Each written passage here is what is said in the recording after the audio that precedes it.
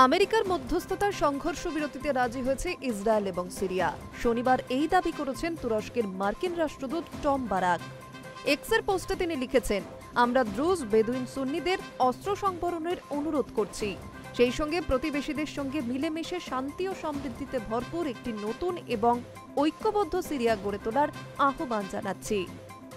সংখ্যালঘু দ্রুজ এবং সরকারি মদতপুষ্ট সশস্ত্র সুন্নি বেদুইন জনগোষ্ঠীর সংঘর্ষ ঠেকাতে টমকেই সিরিয়ায় বিশেষ দূতের দায়িত্ব দিয়েছিলেন মার্কিন প্রেসিডেন্ট ডোনাল্ড ট্রাম্প।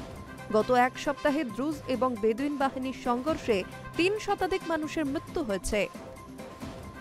দ্রুজদের পাশে দাঁড়িয়ে সিরিয়ার রাজধানী দামাস্কাস সহ বিভিন্ন এলাকায় বিমান ও ক্ষেপণাস্ত্র হামলা চালিয়েছে ইসরায়েল সেনা। এই আবহে শান্তি প্রক্রিয়ায় লেবানন, তুরস্ক, জর্ডনের মতো দেশগুলিও ভূমিকা নিয়েছে বলে জানিয়েছেন টম।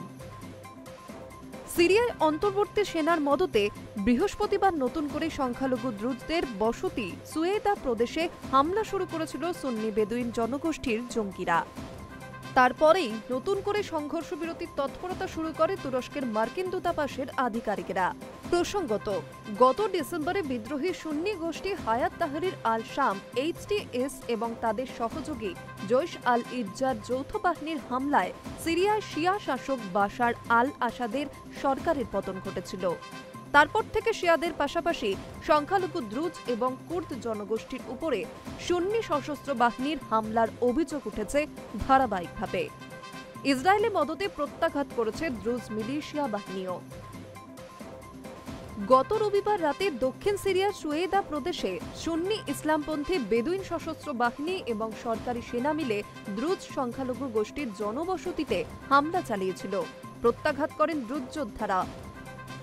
দুপক্ষের সংঘর্ষে অর্ধশতাধিক যোদ্ধা এবং সাধারণ মানুষ নিহত হয়েছিলেন। এরপরই বুধবার দামাস্কাস সহ বেশ কিছু এলাকায় দ্রুজদের সমর্থনে হামলা চালিয়েছিল ইসরায়েলি যুদ্ধবিমান।